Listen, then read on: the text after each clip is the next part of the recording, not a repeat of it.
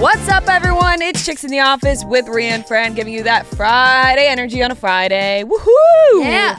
Boom. It's Friday, everybody. I'm running around all morning. I feel jacked up. Me too, sister. You have no idea. I have had a crazy past 20 hours. I want you to explain it. I want you to share, but I will acknowledge this is your birthday episode. Happy birthday. Thank you so much. I gotta be honest. The big 2-8. Big 2-8. I'm feeling great about it. I have to be completely honest, though. I really wasn't expecting the balloons and such today because it's a weekend birthday. I wasn't expecting it, so thank you so much. You're welcome. I really I wasn't appreciate gonna it. forget the balloons. Although let me tell you, getting the balloons, I was frazzled. I was like, oh shit, I gotta It's a lot to do in the morning. But here's the thing. My birthday always sets the precedent for the next birthdays for the year because you're in September, Noah's in October, and then it's like, oh, you know. Right. If you're just what like I mean? dying for the 1 year I forget to do it so that you don't have to do it. Yeah, and then I'm like, all right, okay, then I don't have to do anything. I don't have to get the balloons. Oh, Fran forgot to decorate the studio. I don't have to do it in September. Oh, no, I love it. But it's funny because you think of it that way, but I think of it just based off last birthday. So in my mind, I'm like, oh, well, Ria did it for my last birthday, so I got to do it for her birthday, you know? It's not even. We're in an endless cycle. It's just, And 1 year we're going to shake hands and go, yes, that's enough. Yeah. We give each other our little gifts. We Yep. always give each other a little something cute, you know what I mean? Yep. Maybe when I turn 30, we'll just like wrap it up there. Yeah. But I got my shirt on. God bless me, it's fucking summer. Yeah, baby. I go on one ride. God bless me, it's fucking summer. Yeah. I got my Ibiza hat on because we are going to the Ibiza of America. So I thought that I would wear my Ibiza hat in honor of that. Kind of just to flex on everybody that I've been, you know? I bought it there to be quite honest with everybody. But yeah, it's been a hectic 20 hours. I actually can't even put them into words really because it's like, it's one of those things that if you tell somebody the story and they weren't there. Just sounds like a lot of rambling. It sounds like a lot of rambling, a lot of inside jokes. My cousin Franny's here. Yeah. She's sitting on the couch. Maybe we can quick pan to her. She's in studio. She's in studio. You don't have to pan to her if you don't want no, to. I was like, that's going to be really He was like, I'm going to have to get up one of and do these the whole cameras. thing. But she's here, so we picked her up from the airport last night. Yep. And we took her to Hoboken to grab some tacos, and from there, the night just became a movie. I don't even know what happened. Like we were running into everybody we knew. It was like, oh my god, it was chaotic, right, Franny? It was actually Franny left and went, I'm awestruck. In Jersey? Yes. You were just running into all these people on your side of the river? It was crazy. Like I said, if I start to explain it, yeah. No one's ever. People from like your personal lives? Yeah, some. Oh. And then, some listeners as well. Oh. So it was a great little night on the street there. Literally just on the street. It wasn't inside any place. It just got very hectic. And then we went on a lovely walk, and then we hit the hay because we said, okay, we got to rest up for the big weekend. Yep. And then this morning was just hectic because I had to get my nails done. Yeah. You had to. Fran would not allow me to go anywhere without getting my nails done this weekend. Yeah, you were supposed to have an appointment on Wednesday. I was like, well, you were like, I may be a little late to recording because if I keep this appointment Thursday morning, I said, keep the appointment. It's a must. Fran was you can be a little late because the nails, I saw them. I was like, you can't have on your birthday, you can't have your nails looking like that. I know. Fran literally looked at me and was like, I don't care if you're late tomorrow, get your nails done. Like, and so I woke up this morning and I'm going to be honest. I woke up and I was like, oh, I really don't feel like getting them done. And I thought knew about that when I was walking all of this morning. I said, damn, Ria's got to wake up soon for her nails. I'm sure she doesn't want to do it. I don't. And you know what? I woke up. I said, I really don't want to get my nails done. And I knew in that moment I had to because usually Matt will say, oh, you don't have to get them done. Yeah, and yeah. He said nothing. And I was like, oh. I really got to get them. That silence speaks volumes. It really did. It spoke a lot of volume. I was like, oh, wow, I really have to get them done. Well, I like the color you got. Fun pink. Fun pink. We're like flirty. I went with like a little lilac color. So pretty. Yeah, thank you. So fun. I went as well because it's like you were trying to move your nail appointment around on Wednesday afternoon. We were working in the studio, and then we had like one other thing to do and record. And I didn't say anything. And then I was like, actually, I have to leave because I have a nail appointment. Right, because I was like, well, why don't we record today and get our work done early for the weekend? And Fran goes, I have a nail appointment. I was like, you bitch.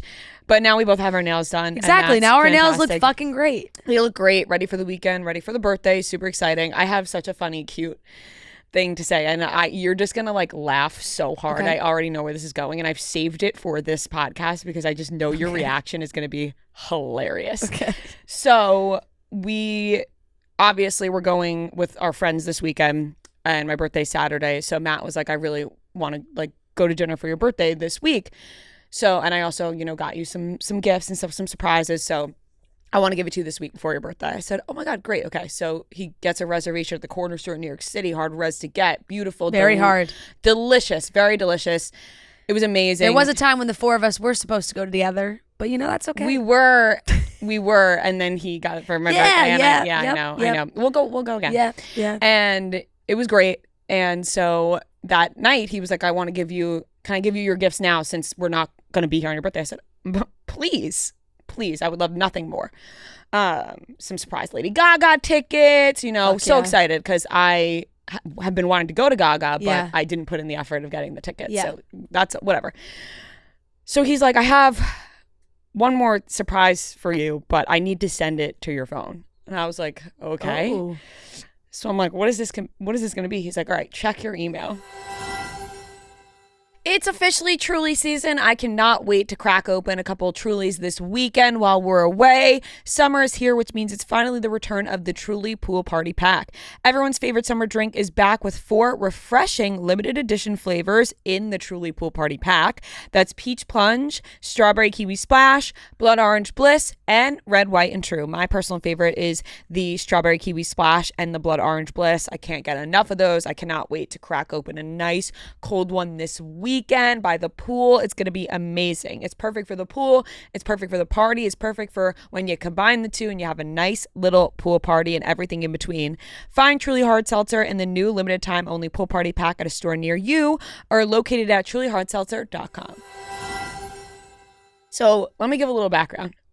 When we were in France, we were sitting by the pool and I didn't have my phone. I left it in the room and I needed to look something up. And I was like, I grabbed his phone, went to go look something up, and I see the last thing when I pulled up Safari, the last thing he was searching was ASMR gifts. Okay. I love ASMR.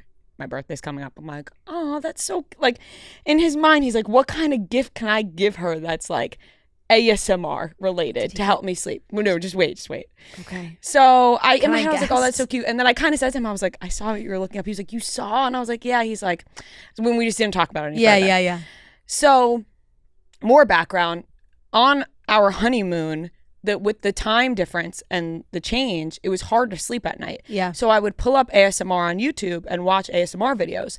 But the one thing that is so annoying when you're watching ASMR on YouTube, they will throw an ad in the middle. So like I would be asleep and then all of a sudden, you're loud ad and I'm awake. And it happened at least 3 times on our honeymoon where I was like, come on. Yeah. So it just became like a funny thing. And sometimes when we travel alone, I love like watching ASMR to fall asleep. So fast forward to Tuesday night. He's like, okay, open your email. I open my email. To a cameo. No. Oh. A video. Oh. Matt recorded of himself doing ASMR. Oh.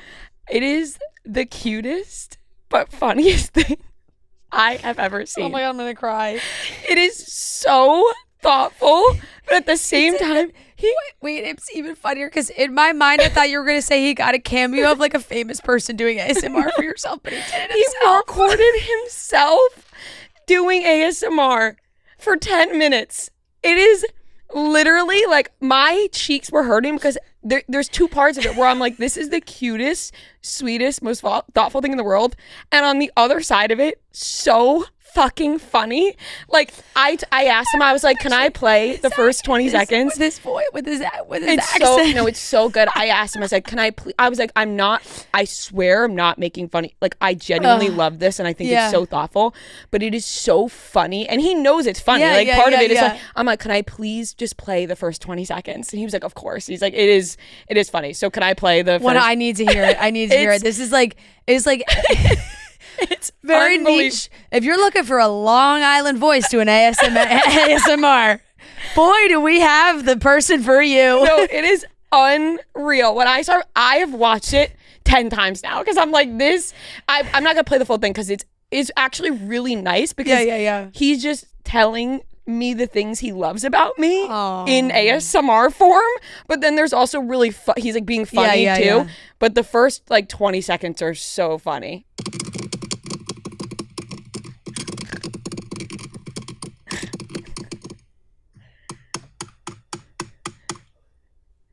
Hi Maria, it's your husband, Matt.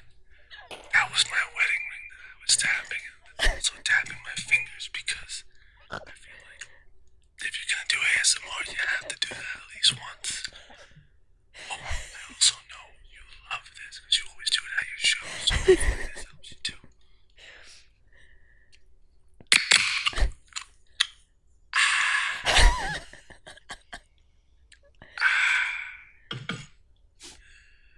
I just wanted to make my own ASMR video for you because I was looking up gifts for you and all they had was pimple poppers. I feel like you wouldn't have liked the pimple poppers, so I said, you know what?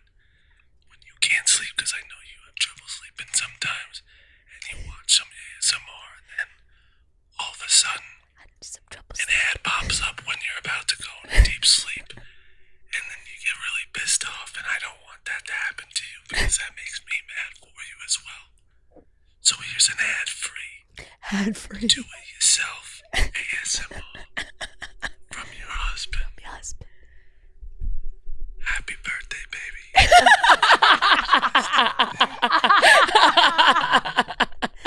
Not the happy birthday, baby. Happy birthday, baby. It's unreal. Hey, Maria.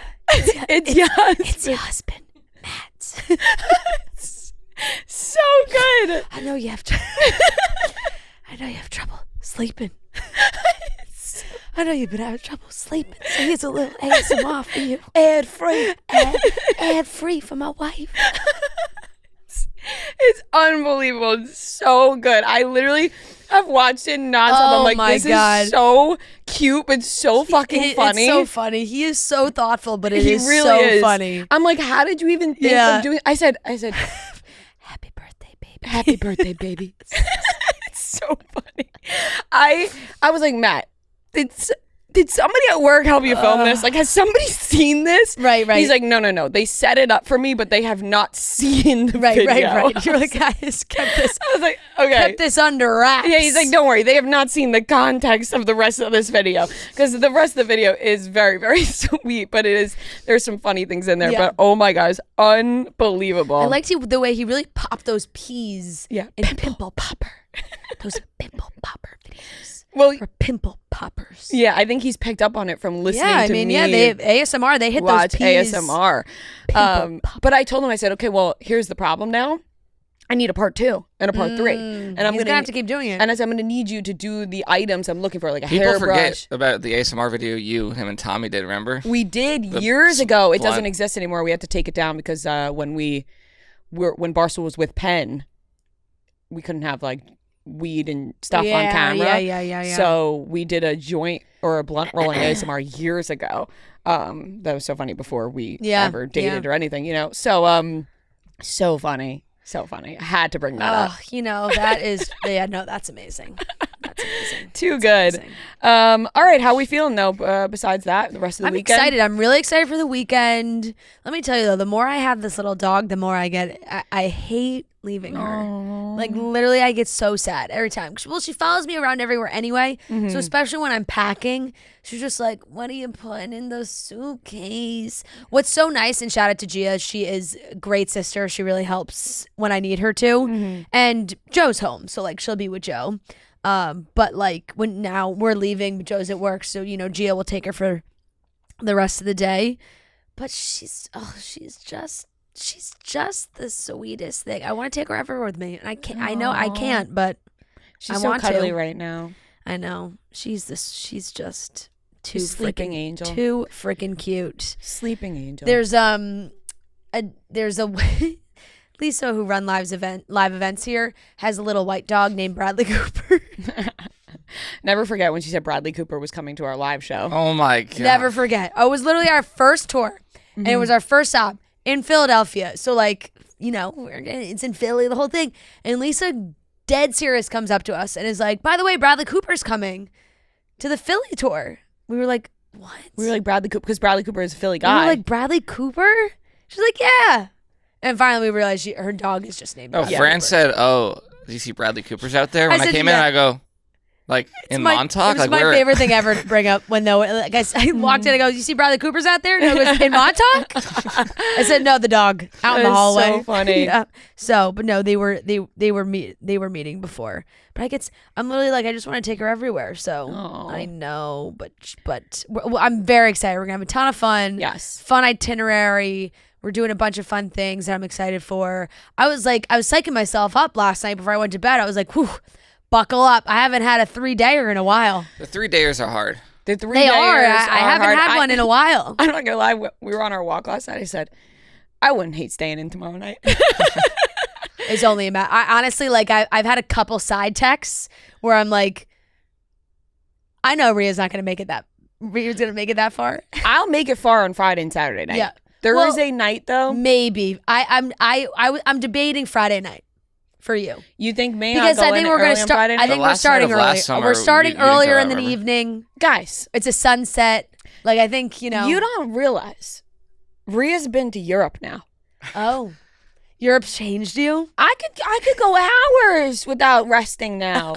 It has. I'm excited to see because I've pushed that's my limits. Yeah. I've realized you don't need that much sleep. No. You know what I mean? Like you get good rest Ria, Yeah. at night. Like Yeah. you don't got to be resting. It's really that only much. so many.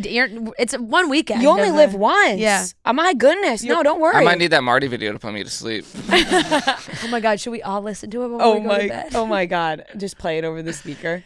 Oh my God! Can we? I'm envisioning we all get home from the bar Friday night and watch Happy Gilmore 2. Can we do that? Yeah, we totally can. That's such a How? good idea. It's going straight to. It's on Netflix. Oh, I thought it was like a big Come theater on, release. Adam Sandler's got that big deal with Netflix. We've been promoting it for weeks. What are you talking about? Come on. Ads everywhere. God Julie bless Bowen me. is It's on the fucking show. summer. Oh, wow. Yeah. Yeah, Netflix. I was watching New Heights and they were talking about it again. You know what Adam Sandler always does? Adam Sandler. Adam Sandler. You know what Always Adam does? Sandler always does? He tells his people he loves them. You know? It's really sweet. Every time he pops onto New Heights, and I don't know if Jason and Travis maybe like aren't the love you type of, Yeah. like maybe for each other, but like maybe they get a little awkward. He's been on their show. I guess this is really only the second time, but of course, you know, Travis did Happy Gilmore, and I think Ed Kelsey has a little cameo in it. Like they're close. And I was listening to the episode, and when Adam was leaving, he's like, love you boys, you know? And none of that, they didn't say it back to him. And you know what? Here's the thing. I can relate to Adam Sandler because when Adam Sandler does it, oh, it's nice. When Ria does it, it's like pushy and touchy, you know? Who says that? I'm kidding. Noah, who says that? Nobody says that. But literally, like, yeah. Have you ever told Noah you loved him when you were All the All the time. time. Do you I ever remember- do You you know say what- love you know you what back? actually Do you pops say up? love you back? No, remember? I remember where we were. It was at the It was gonna at say the it's funny. last live shows in Jersey. Yeah. And I was like, "Love you, Love you, bro. bro." And he was like, and I was like, and you said Noah, say it back to her. Oh, I did. I remember. Oh, Yeah. now I remember. I did. I did. Where yell. were We were on you? the boardwalk. I was like, Noah, say it back. No, Yeah. what just popped up randomly, I don't know why, is a clip from when we first got to Fiji last year, and Ria like did a whole thing on the podcast of like a very sappy type of speech. Yeah. And I was just like looking at the ground. Yeah, that was a good No, like night. half the time I end up more on the Jason and Travis side too, where someone's like, and they're like, love you. I'm like, love you. I just, life's too short. You got to tell people you No, love 100%. them. But I noticed it. I was like, that's so nice. He said it multiple times as he was signing Yeah. off. He's like, love you, boys. Love you, guys. Last night I hit a love you Too. to my trainer. Oh. And I was like, I don't know. Well, you know. But she said it back, and Yeah. that's what Yep, mattered most. Yep. Because that's one of the people I ran Yep. into on the street. Yep. But do you And- think could you overuse love you where it doesn't mean as much if you use it too much? There's certain people maybe, Or to but certain I don't people. know. It always has an impact to me. And there's certain friends that I've gotten more comfortable with using it because there's some friends that I've just never done it, and then some friends now, like when I'm on the phone with them, it's always like, oh, I love you, bye. But it's like, I've talked about this before. We weren't really a love you bye family. Yeah. Or at least I wasn't until later. Now we all are. Right. But like as a teenager, I had friends that were no matter what, it was always love you bye on the phone to like everyone. Yeah. And I was never, I was like, bye, hang up. Yeah, I can't relate. And I know I've talked about this a trillion times I before. know. Like it leaving, was so opposite. like saying it to my friends at school's parents by accident, getting out of the car. And you're like, oh my God. Like saying it to your teacher. Yeah. It's like the worst feeling ever. Yep. It's like, oh my God, this happened to me recently. Getting onto a flight, you know, when you're scanning your boarding pass and they're like, have a good flight. Yeah. I said, you too. Yeah. And then that I said, always happens. you're not, I didn't mean that. At the movies, enjoy the movie. You too. Yeah. Yep. It just slides out. It does. All right, well, let's get into the rest of the show. We're going to be talking about Miley Cyrus said she wants to do something special for the 20th Hannahversary in March. Which, wow, I can't believe it's been 20 years. Is crazy. Holy fuck. Hans Zimmer is doing the music for Euphoria alongside Labrinth. Yeah. You know, everything that's come out about this third season has not made me excited until right now. I knew this was going to get you. Because you know that's my guy. I know it is. And I knew this was going to pump you the frick up. It does. I got very excited. And then on top of that, Freakier Friday has been doing a ton of press because the movie is out now, I believe. No, next week. Sorry. August. Cut that out then. Cut that out. Can't be wrong about the Freakier Friday premiere. Don't put that in there either. Lindsay Lohan and Jamie Lee Curtis have been doing not just them. Sorry, cut that out. I'm so sorry. Leave all of this in. Leave it in. No, take it out. Take it out. Take it out. Take it out. No, leave it in. No, it would be funny. Leave it in. No, take actually, it out. take it out. Take it out. No, Anyways, take it out. I can't tell what you Is want. it Pam or Pan? Oh, woo. We're gonna have such a funny car ride. Yeah. Freakier Friday. I'm just going to leave it at that. Yeah. Freakier Friday. They're doing a lot of press. The movie comes out next week. We're going to be talking about that.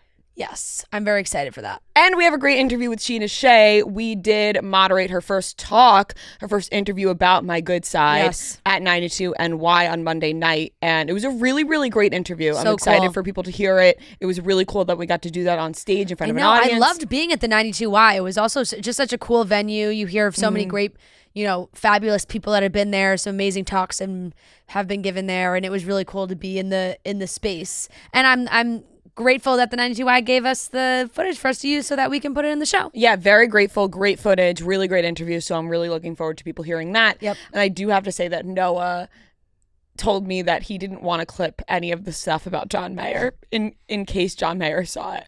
You gonna put Lil Bro on the spot like that? Yeah. You're gonna blow up his spot I mean, like that? sure. Like, let John know that I'm keeping his best interest in mind. Yeah. There you go. Oh, true. That's true. Yeah. Noah's looking out for his guy. He was like, I'm done. I'm done with Scheana talking about John. Noah's putting his foot down. Someone's got to say it. Look, he's in the book. What do you want? He's in the book. He's in the book. All these books about John, Jessica, Scheana. Well, look, if John got around. if you had a time in your life, Noah just shook his head when I said John got around. He's like, don't say that. if there was a time in your life where you were hooking up with John Mayer, it has to go in your memoir. Yeah. It has to go in your memoir. What, are you going to leave that out? That's Noah's dream memoir. But no. Put that the title as your memoir. Noah would write a book called My Night with John Mayer, the Noah Ives story. My one night with John But in Mayer. the memoir is different than I think. Like, the clip is like now I'm just like repeating what you said, but it's like the three girls. It was a multiple girl, like 6 months, like too many details, Well, that's your look. That's your prerogative. You don't want to hear that stuff. By the way, a lot of people do want to hear it. We fucked that up. My prerogative is not Paul Abdul. It's not Janet Jackson. No, it's Bobby Brown. Oh, Remade by Britney Spears. Oh. Nothing to do with Paul Abdul. I think we were just singing it in the tune of Straight Up Now Tell. Yeah. I don't even think we were. I thought we were singing it right. I got multiple messages about that. It wasn't Paul Abdul. I'm like, oh shit. Why did I think it was like I just envisioned like a 90s pop star. You know what the craziest thing about this is that we both said Paula Abdul at the same time. Yeah, I was locked in. No, I think we were just singing it in the tune of, or maybe not, but Bobby Brown. I think we were singing the right song, but we were. Yeah. No, we fucked that up. Yeah. My apologies to Bobby Brown. Yes, our apologies. So, anyways, we'll get into the rest of the show, and maybe you'll see trivia. clips. We have trivia. And we have trivia. Maybe you'll still see clips about John Mayer. Maybe you will not. No, you certainly won't. No, I think you will. Oh. Well, just, you're going to do it? I'm all for the content at the end of the day. Although fair. I'm going to be with John next weekend, and if I run into him, I will say though, Noah, it's not like new news, you know. No, so as far as making it a clip, people know about this. People know that hookup happened. You know. What if you had someone who was coming on to talk about a book, and they're talking about they hooked up with Nick Jonas like 10 years ago, and all this stuff? Would you want that clipped? Interesting question you posed to me, Noah. That is a good question. It depends on if people knew it or not. Like if a guest came in and gave us breaking news that one time she hooked up with Nick Jonas, like when everyone involved was single, I'd be like, that's a pretty good story. Yeah. But this isn't breaking news. That's I will say that's what I'm saying. It's not breaking news, so I understand if you didn't want to do it, because it's not like people know about Scheana and John Mayer. And I'll jump in here and just say this. We have more of a relationship with the Jonas Brothers than you do with John Mayer. Ria also makes another good point. As of now, yes. Yeah. You guys wait until next week, though. Yeah. Wait until next week. Wait, I kind of glazed over that. Where are you? Oh, because you're doing the Grateful Dead thing. Headed out to SF. San Francisco. Yeah, you guys are taking on the big SF. Yeah. You going to go drink some wine? Yeah, we're going to have a nice romantic weekend. You guys together. going to Napa? Yeah. We have to pick a place. Kelly's it's working on it. Just the two of you? Just the two of us. We can make it. You really didn't put a lot of oomph in that. You know what that was very in between singing and talking. Yeah, halfway through I was like, I can't. You didn't really commit to it by the end. You did it, but you almost did. Yesterday, Noah sent something in our group chat, and I wrote back, sometimes you really are funny. Yeah. I appreciated that. Yeah, you're welcome. You don't tell me that enough. I'm just kidding. I feel like I do. Once was enough anyway. Yep. All right, moving on. Let's get into the rest of the show. I already said the whole part of the show. I was just about to read it again. Yeah. There's we no did that part already. We already did that part. Yep. What a fun show we're having. All right, let's get into it. It's Friday. They don't make it easy to buy concert tickets these days. You got to sign up for the pre-sale, get in the queue, and by the time you get through, the best seats are gone. Going to a concert should be about the show itself, not waiting in a virtual line. Lucky for us, we have Game Time, the official ticketing partner of Barstool Sports. Game Time makes getting tickets faster and easier. Prices on the app actually go down the closer it gets to showtime. Plus, the Game Time Picks feature makes it even easier to find the great deals on the seats you want. Just pull up your chosen event and turn on the GT Pick setting at the top of the screen, or browse the best local Game Time Picks deals near you on your Game Time app homepage. I have been eyeing these Gracie Abrams tickets all summer. The concert is finally here. It's at the beginning of next week. Getting those tickets from Game Time. I am so excited. If you are trying to go, keep checking, keep looking, because now it is time to jump on it. So what are you waiting for? It is time to buy those Gracie Abrams tickets now with Game Time Picks. Take the guesswork out of buying tickets with Game Time. Download the Game Time app, create an account, and use code CHICKS for $20 off your first purchase. Terms apply. Again, create an account and redeem code CHICKS for $20 off. Download the Game Time app today. What time is it? Game time. Miley Cyrus talked about how Hannah Monatana anniversary is coming up in March. Very exciting. She says she wants to do something special around the 20th anniversary or Hanniversary. Because she said she always thought that Hannah Monatana was going to be something that she would have to shed. Yeah. But now it is something that is like nostalgic. Yep. And she kind of has shed Hannah Monatana, but it's a character that's ingrained in people's childhoods and nostalgia. So she wants to do something special to honor that. And my idea would be, like a 3-night residency in Vegas where she puts on the Hannah Montana best of both. Puts the wig on? Yeah, she puts the wig on and she does the best of both worlds. She has to put that wig back on. Really? For the Hanniversary. Whatever it is, as long as the wig goes back on, I'll have full body chills just thinking about it. Just like even if it's just a video of her putting the wig on. You talking about her putting this wig on is doing something to me right? that I didn't know existed. Like it's slow-mo. She's picking the wig off. There's a this is what I'm envisioning. There's a line of mannequin heads. And they all have different Hannah era wigs on them. And Miley's just walking behind them. She slow-mo picks up one of the wigs, puts it on, turns around, and she's just back as Hannah. Clip ends, curtain drops. And maybe that's a little teaser for a little anniversary special. Hope you're all listening out there. That's a great idea. I'm speechless. Mm-hmm. There's a spotlight that just pops on for each wig. It's not often you leave me speechless. And right there. Yeah. It sends shivers down my spine thinking about it. I don't have any thoughts to add. Right? Because it was that perfect of an idea. Mm-hmm. You know what I mean? Yeah. I don't need to play with that at all. No. So that one should go straight to Miley's team if you're listening. Yes. I think that's a phenomenal idea. I'm sure she has the wig somewhere. I mean, she has to have them saved. If Jessica, I mean, who's Jessica? Who the hell is Jessica?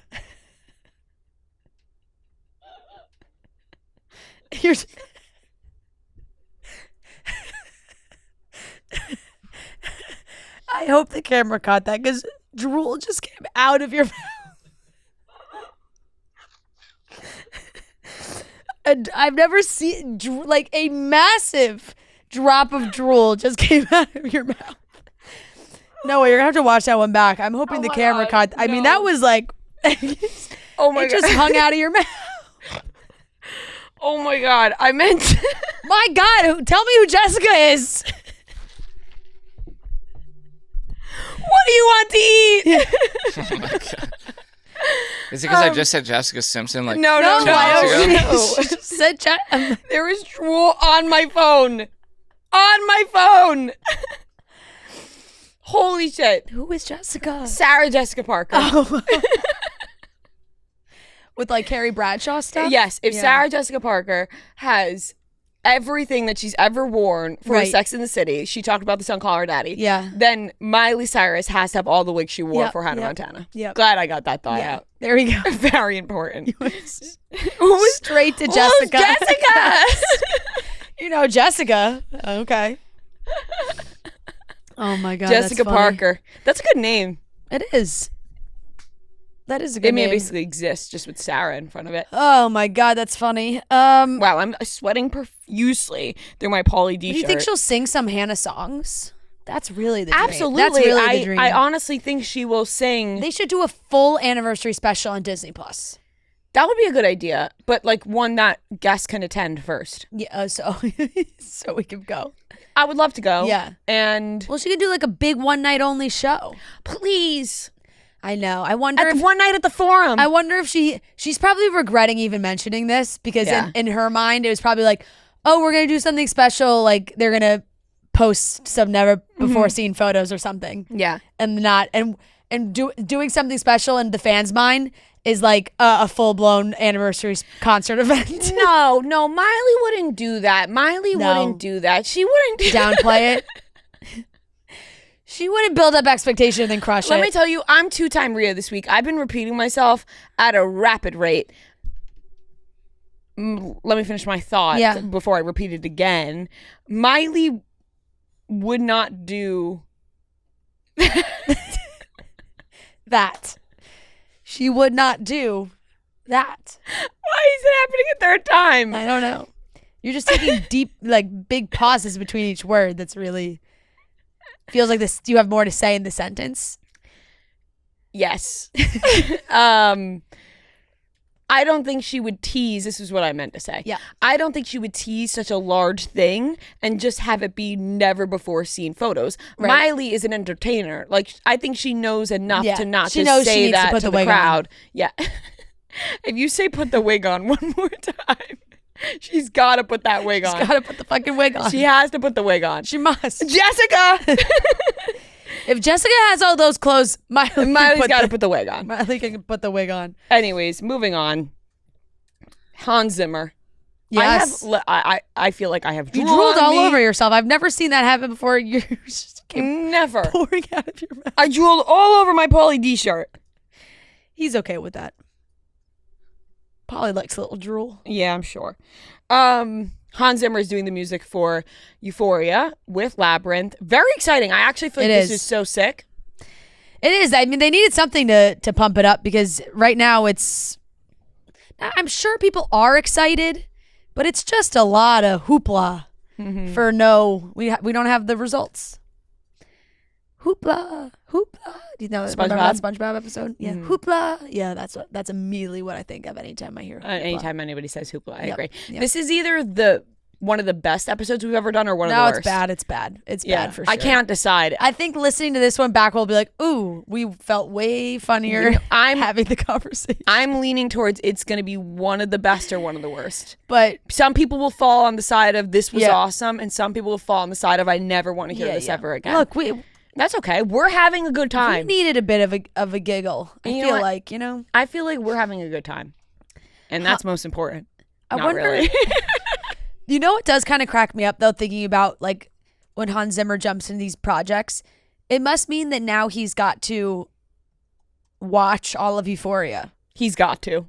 He could not, of course, but just maybe to get some context to match the music to what is happening. He has to get the vibe, and I feel like he kind of has to get the vibe of each character so that when each character's on the screen, they have a different sort of music tone behind them playing. Yeah. You know, so it's like, oh, when Nate's on the screen and he's scary and he's dark, it's a different kind of tone. Yeah. You know, when Maddie's on the screen, it's like badass music. Yeah. When Cassie's on the screen, it's like desperate music. You know, it's just everybody's got to fit the tone. Yeah, whatever he comes up for Rue is going to be so good. And of course, he is, you know, Zendaya was in Dune. He did Dune. I bet Zendaya is working side by side with him. Yeah. To find out what the music's going to be. Yeah. He did put out a statement. He said, "It's an honor to join this incredible team of storytellers led by the visionary Sam Levinson. Together, they have crafted such a bold and moving series that has meant so much to audiences. Labrinth's music has shaped the show's identity, and I'm looking forward to contributing to the ongoing story and helping shape this new season through music." Which is honestly so true, because I feel like Euphoria does have such a distinct sound because of Labrinth. It'll be a good collab. It will be. I agree. I think this is something that, honestly, Euphoria needed to rope something big into this season because of how much the hype has fallen off and how much people have been like, you know what, just wrap it up. Don't even give it to us. We don't need the third season. Well, it comes in waves. The show's done. But then you throw Hans Zimmer into it and now people are excited again. They're like, oh, you know what, I can get on board with the music. People love Labrinth to begin with. They do, yeah. With Euphoria, so this just makes it even better. And they started filming yet? And here's the thing. I don't know, but I am interested in the third season. I know there's a lot of people that are over it and they don't care. Yeah. I love this cast of actors a lot. Yeah. And that's why I think I will be always somewhat interested in this show. Do I think they need to wrap it up after this season? Yeah. I think we could call it a day. Right. They all need to move on to their other things. Unless they do something big. Right, unless Hans throws a little magic on those keys and boom. Something real big, yeah. Yeah.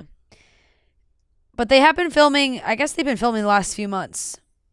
Or at least the filming started in February of 2025. It did, because I remember the clips that people saw of the filming. Yeah. And there were just like little shots of... There were. Is Eric Dane filming, or is he not in the show anymore? That's a good question. I don't know. And I'm not... I mean, that's... I don't know if he's coming back. Obviously we know he's been diagnosed with ALS. I'm not sure what... Oh, here's an article right here. It says Eric Dane is still able to work on Euphoria and Countdown. So this was a Facebook video. I don't know why this is the first thing that comes up, but it looks like he was able to work on Euphoria, which is, I mean, obviously that's good news. That is for sure a terrible, terrible diagnosis. Yeah, it's awful. I feel like they've had a lot of the side characters be very vocal about coming back because the stars have risen so much for Sydney Sweeney and Jacob Elordi and Zendaya and all of them. So everyone else was like really trying to get back to work. They were like, this was a really important character to me. So they finally did it. The show, I think, is supposed to come out next year. I think 2026. We don't have a date, but it said aiming for a 2026 release. Maybe winter 2026. Maybe March. March. That's my guess. I would say March 2026. I think they may end up being like summer or fall. Okay. Well, then we can disagree on that one. Finally. Yeah. Something to disagree on. Yeah. I actually think you're fucking wrong. I think it's going to be later. Fine. I take it then. I think it's going to be later in the year. Yep. Moving on, Jamie Lee Curtis and Lindsay Lohan, they've been doing a lot of press about Freakier Friday. And, I saw these headlines and they really rope you in because they were like, Jamie Lee Curtis and Lindsay Lohan had to agree on this one thing before they can ever do a sequel for Freaky Friday. What do you think that one thing is? I'm sure it's something stupid. Right. It was Jamie Lee Curtis said Lindsay has to be old enough to have had a teenager. Yeah. Makes sense. I thought it was gonna be some groundbreaking, right. Like Lindsay Lohan, they just wanted her to play a younger character Lindsay or Lohan, something. I thought it was like Lindsay Lohan has to go get her life. She together looks so before we do good Freaky Friday. that they're like, oh, is it believable? Lindsay Lohan really does look fantastic. She looked angelic on that carpet. Oh my god, she looks so good. Yeah, really angelic. You know what I have loved seeing from all of this too is them rocking out to the music from the original. See Pink Slip up there. So good. You're the ultimate you. Those are some great songs. The songs are so good. Chad Michael Murray. Yeah. We're getting everybody. I always forget he's married to, and now I forget her name, but I had the biggest crush on her growing up. Yeah, because she fired up. Yeah. Yes. And Disturbia too. Yes. Oh my god. Sarah Romer. Yeah. Fired Up was such a good movie. So good. Go ahead, say it. It's such a good. The Fountain of No. That move is prohibitado. Soundtrack to my life. Yeah. God, Chumbawamba. Soundtrack to my life. That's definitely gonna be the first song I play in the car today. Gosh, that would be a great rewatch movie. That is such a funny movie. It really Watch is. that movie a million times. I was like the way that just everything they said became my dictionary. Yeah. Like I only spoke in Fired Up terms. So good. Did you see Charlie? Yeah, Charlie Davidson. Did you see that Chad Michael Murray pitched, or not? I mean, not pitched. He just said it in an interview. His idea for a Cinderella story, a sequel to a Cinderella story. No, I didn't see. But with them, not like another Cinderella. They obviously made all those other ones. But he was like, it's such a beloved movie. Because they must have been asking him about, remaking these movies from that era that everybody has just loved and grown up with and been obsessed with. And he was saying like, that his character and Hilary Duff's character, maybe it didn't work out. And they were together for a while, but then they went their separate ways. And Chad is now a teacher at the high school teaching English. And Hilary Duff has a child that would be in his class. And it would be like a younger version, like it'd be an older, younger coincide version again. But it's like Hilary Duff and him would have to reunite because Parent-teacher conference? Yes, because now her kid would be in his English class. Yes. And and he can sort of tell there's something unique Right. about this kid that reminds him of Hilary Duff. Yep. But he's trying not to be weird about it. Maybe a son. It's a son. Yeah. There's something in the son. Right, they flip it the it's other a way flip or something. where it was a boy. Yeah. And then the parent-teacher conference. Maybe the son is too good and is really smart. And he's like, I got to meet with the parents. Yeah. Meets with the parents. All of a sudden, it's Hilary Duff. Yeah. Yeah. It was a cute idea, but then of course all the comments were like, don't fucking ruin this, because in my mind those two went off to Princeton, they lived happily ever after. Well, and that's it. No, I think they broke up at Princeton. They moved on. Hilary Duff got married. As Her we're saying, husband married, divorced. died, Oh, you're gonna kill him? like her mom. You know what I mean? Because that's usually kind of like when they do a sequel like that, they kind of follow that pattern. Yep. I don't want to kill him off, but Yeah. Yikes. I know. Sorry. Yeah. It could be a divorce. It could be. It could definitely be a divorce. It could be. But yeah, I don't know. He left her. I think a Cinderella No, she story. left him. She left him. No, she definitely leaves him. She definitely leaves him because she's so open to finding a new guy. And then she wants a fresh start, so she says, "You know what? I'm going to move back to where I grew up." Yes. Yeah. Yeah. He's some dickhead from wherever. Yeah. You know? Exactly. He got caught cheating at the Coldplay concert. Yeah. Something like that. Something like that. Yeah. Something like that. I think it's a good premise, but it's also, I don't know, a Cinderella story is one of those ones that's like, I probably would have said that about Freaky Friday too, but There's ones that you're like, we don't need to touch this. We talk about this all the time. It's like, you don't need to touch this, but at the same time, if you do, I will watch. yeah. I think Chad Montgomery is just loving that all these characters that everybody loved that he did when he was younger are coming back. He's like, up. Amazing. I'm getting work. This is perfect. Yeah. Add it to my IMDb. Yeah, exactly. Amazing. Exactly. All right. That wraps up the topics. The only thing we love as much as you all are some delicious cocktails. And no one serves up real delicious drinks like RumHaven. RumHaven is made with real coconut water and no artificial flavors or preservatives for a clean and refreshing taste. You can't beat the taste of real coconut water. It's delicious, clean, and refreshing. Enjoy RumHaven straight over ice with a splash of club soda or in your favorite juice. I love a rum punch going into the summer. When you guys spend a nice day at the beach or at the pool, you come home, you make yourself a little cocktail, a little happy hour cocktail. You pull out that RumHaven. Whatever juice you have really can work, but I love with a little pineapple, orange, a whole mix of it. So you get a delicious rum punch.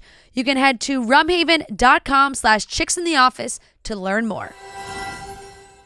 Joining her this evening are two Barstool legends and hosts of everyone's favorite pop culture podcast, Ria and Fran of Chicks in the Office. Now please help me in giving a warm 9-2 NY welcome to Scheana, Fran, and Ria.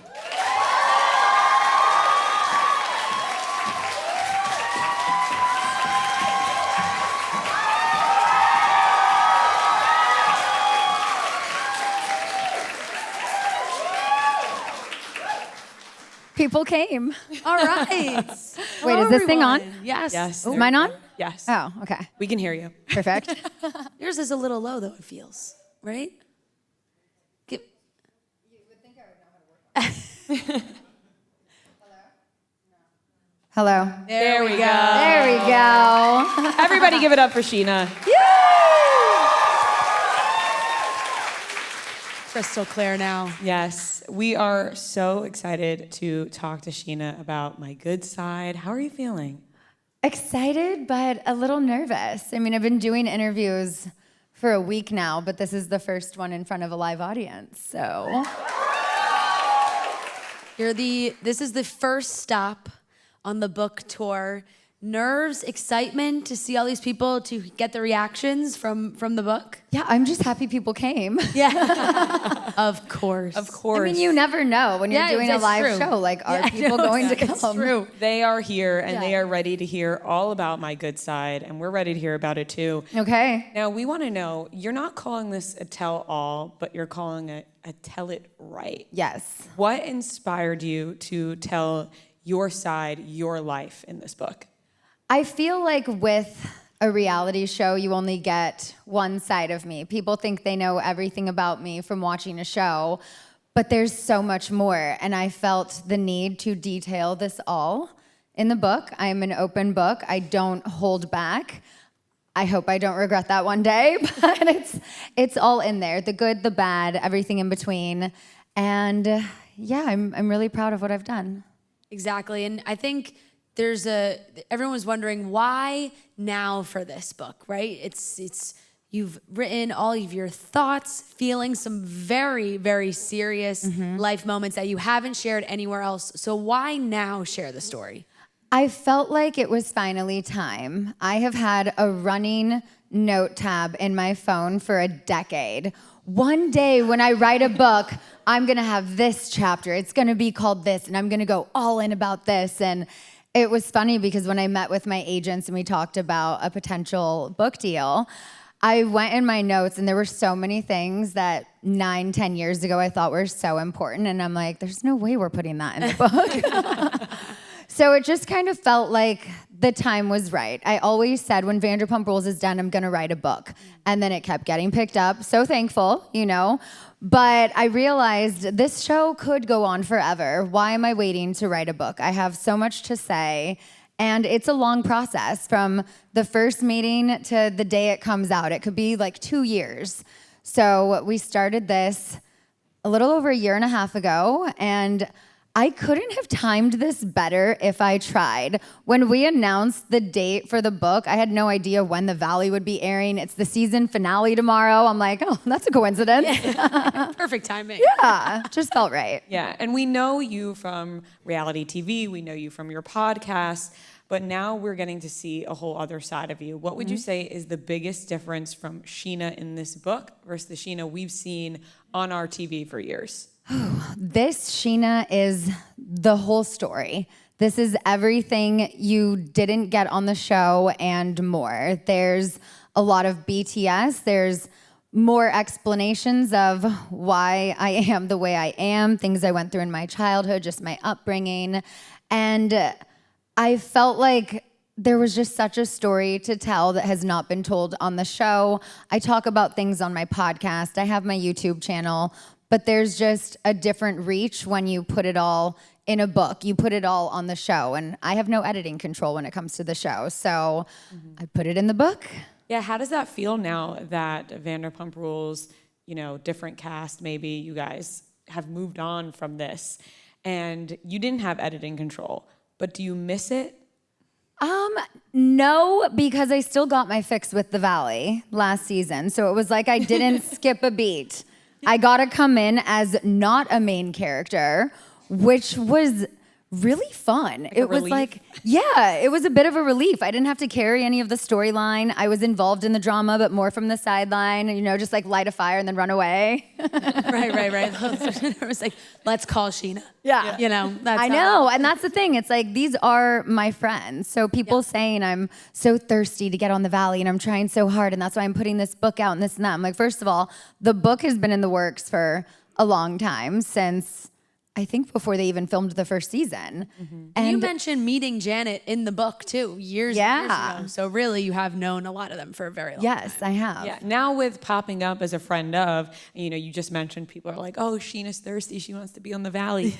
Would you join The Valley though? I mean, if it makes sense and there's an offer there, then, you know, I'm trying to say yes to more things. That's why I ended up in a bat costume on national television singing Espresso. Exactly.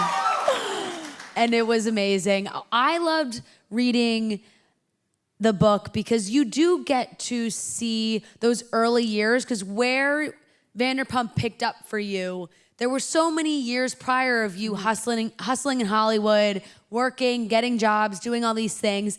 And we didn't really get to see or hear that much about that on Vanderpump. What's one moment from your Hollywood hustle, that grind, that really is just like sticks out to you? You'll never forget it.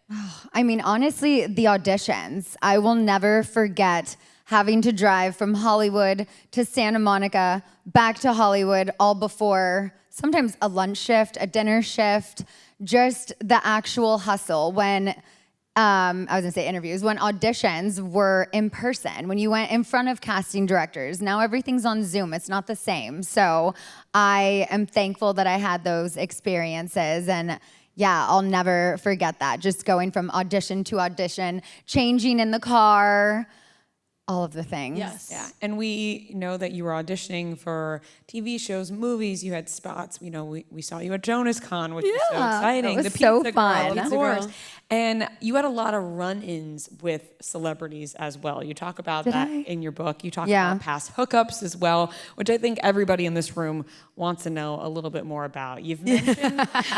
I do. Because you name names. Because you name names in this book. I did. I didn't give details, No details about all of them, but I was like, let's just rattle off some names. But there are some names. A couple of them stood out to me. I have to be honest. John Mayer has been talked about before. Yes. Multiple times. What's that like when you then go see Andy, who's very good friends with John Mayer? Right. So during the commercial breaks, we always have like a little kiki, and I'm like, so Andy, do you want me to tell you something else? And I mean, he loves it. And did John talk about this publicly? Because isn't he trying to like act like this didn't happen? I saw some story or something where they're like, oh, he hasn't come forward and whatever it was, I forget. Yeah. But I'm like, you're lucky I didn't say more in the book. You're like, we were both there. We know what happened. Yeah, and it wasn't just the two of us. There were other people involved often, so. Often? I come it was receipts, witnesses. Yeah. So it was multiple times. Oh, yeah. Like multiple times over 6 months. Yeah. Wow. We learn something new every day. Okay, am I like slipping out of this dress or can anyone see my nipple? Not from our angle. All of a sudden you started talking about John Mayer and you were slipping out. But you mentioned Adrienne Grenier as well. I'm a big Entourage fan. So this one, me and Fran both stopped. We were like, wait, what? Rhea and I were reading this together and you guys will see it all. There's one sentence where I went, oh my God. It's just because the list is so funny to see, but that was one that popped up. It was like bingo, like you were just calling out numbers. Yeah. And I was like, hey. I was an extra on Entourage for a couple seasons, and so I was always there. I was one of their featured model extras. So I got paid like double SAG. I got to eat lunch with all of the actors. I was treated as if I was on the show. I just had no lines ever. But if you go back and watch, it's like, oh, there's Scheana. It's like, where's Waldo? And so sometimes with some of them, we would hang out after hours. And the Mondrian Hotel, a lot of hookups has happened there. It's our favorite place to If that stay. hotel could talk, really. Oh my gosh. It's seen some. They've seen some things with me. So he was just Vince in real life. You know what? Honestly, no. And that's why it didn't go further. Yeah. It was different. And I was like, I think I should go home now. You're like, hey, Mom, I'm scared. Yeah.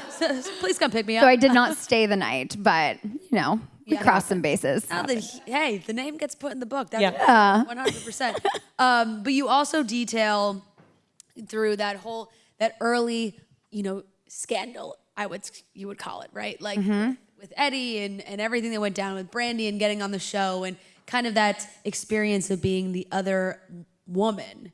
What was it like kind of living it as you had to write it all out? And what's the perspective on it now so many years later? Yeah, I just want to put this in perspective that I met Eddie almost 20 years ago. Crazy. Wow. Okay, this was 2006. I had just graduated college. Camera phones don't exist. iPhones haven't even been created yet. It was such a different time. I didn't even have a laptop. Like I literally had to walk down to the internet cafe when I had an audition to print out my sides. So I certainly wasn't thinking, let me go and Google this hot actor who I just met who doesn't wear a wedding ring and kisses me in public. Why would I think he was married? Right. Yeah. So years later, reflecting on all of this, I was actually surprised at how many details I remembered from those times because I couldn't tell you what I ate for lunch 3 days ago, yet I remember 19 years ago with this man. But reliving it, it is cathartic to write a book. Recording the audio book, there were certain chapters that were really challenging for me to have to read out loud. It's much easier when I'm just like nails to a keyboard and just reading it in my head. But then there were certain sentences where I write it and I'm like, okay, this sounds like really smart of me, but I have to say it out loud. And I feel like my journalism degree kicks in when I'm writing. But then when I'm reading it, I'm like, I don't know if that sounds like me. Does that sound right? And so we rewrote a lot of things, but I think ultimately it's a really good book, an easy read. I just did Amanda Hirsch's podcast, and she told me she finished it in less than 48 hours. Mm-hmm. Oh, yeah, we did too. So everyone knows what they're doing tonight, right? Yeah. It definitely is. But what I also love about it, because there are so many celebrity memoirs that are out there that when you read it, you're like, I don't hear the person through the book. You're like, this maybe was written by somebody else, or they're retelling the story, but it's marketed as a memoir. But reading this, I was like, this feels like Scheana. I can hear Scheana through the writing, which is really cool, and not a lot of people do that. No, totally. And I'm not going to lie. I did work with a collaborator. This is my first book. I don't know how to structure a book. I may be a great storyteller and writer, but the semicolons, the dashes, how long are chapters? I don't know how to structure a memoir. So I'm like, I need a partner with someone who can help me structure this. But it is 100% my words, my writing, and I think you can obviously tell that it is my voice. There were parts where when my manager was reading it, he's like, I think you say iconic too much in this book. And I'm like, but that was iconic. So you're like, that's exactly how I describe it. And then we searched it, and it was only twice. I was like, they're staying in. Yeah. There you go. You've opened up about so much in this book. You've opened up about personal losses, your struggle with fertility and other issues. What did you learn about yourself and your strength while writing this book? That's exactly it, that I am a really strong bitch. You know, I am. And that's the thing. I mean, when you suffer a pregnancy loss, I mean, I went 35 years of my life, never got pregnant, never had a positive pregnancy test. Then all of a sudden I'm pregnant. I'm thinking of names, our life together. And then in just a few weeks, that's all taken from me. And it was, I don't even have a proper way to say this other than it was such a mind fuck. And then getting pregnant again a month later, I was so blessed, but I was terrified the entire pregnancy. I didn't feel her move until 22 weeks, 5 days. Like, I remember that moment, and I was like, oh, we have life, we are okay. I mean, I was terrified my entire pregnancy. And then going through a very traumatic birth, she comes out limp and blue and isn't making a sound for almost a full minute. It was the scariest minute of my life. And then I'm whisked off to the high-risk ICU. They're like, you now have HELP syndrome. I'm like, help me what? Excuse me? I skipped that chapter. I remember specifically getting an email from like what to expect. And it was like signs for preeclampsia and HELP syndrome. I'm like, don't have that. So I had no idea what was happening to me, but my whole body was in shock. My placenta was poisoning me. I couldn't encapsulate it and eat it like I wanted to. But it's okay. I just got postpartum OCD, not depression, so... I think a lot of people are going to be able to connect with that story. I hope so. It is really important to share, and I know you were able to share a little bit of it on Vanderpump, and you talk about that as well, but not as much in as much detail as you would like to, which you can obviously now do in the book. So what do you hope that other women who have been through similar experiences feel when they get to read your story? I hope they feel less alone. I hope they really just feel seen and heard, and that is why I love doing reality TV. There's so many parts that come with it that are so hard, but it's all worth it when you meet someone and they say, I got diagnosed with OCD because of you speaking out. I saw the signs for preeclampsia. Like, whenever I know that I have helped someone, I'm like, this is why I keep doing it. It makes all the hate and all the trolls worth it when I know I'm actually making a difference for people. Definitely, because I think OCD too is one of those things where people have they've heard it, they have a general idea, but there's a lot of maybe stereotypes about it. Yeah. You don't fully understand the extent that it can really affect somebody. Exactly. So I think it's really great that you were able to share that all in the book. Yeah. And I think people being able to watch anybody on TV or living the life that you live go through these struggles is super relatable and will help a lot of people. Thank you. You also opened up about other things within your marriage, which has made headlines in the past week. We saw your cover on Us Weekly as well. You learned that Brock had cheated on you while you were pregnant, and he came clean 2 years after that during the whole Miss Scandival, which was insane. And I think we were shocked to read it. I'm sure you guys were shocked to read it as well. Can you just take us a little bit through writing that in that book and deciding to share this story? Because you did keep it from everybody while filming, the last season of Vanderpump. So I wanted to write it. It was actually, I think, the first full chapter that was written. But I was like, I don't know if this is ever going to make it into the book. The book sold with a very vague description of what this chapter could look like. So I was like, oh my God, I got a book deal without them even knowing my husband had an affair. We can just take this to the grave.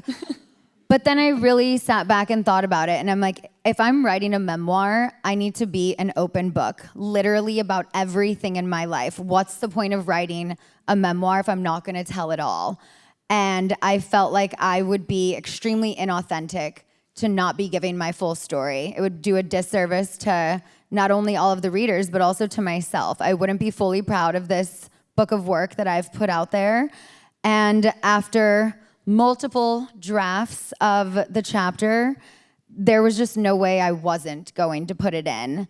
And it was probably 8 months of conversations with Brock. When I read him the first draft of the chapter, he was like, absolutely not. It's not going in the book.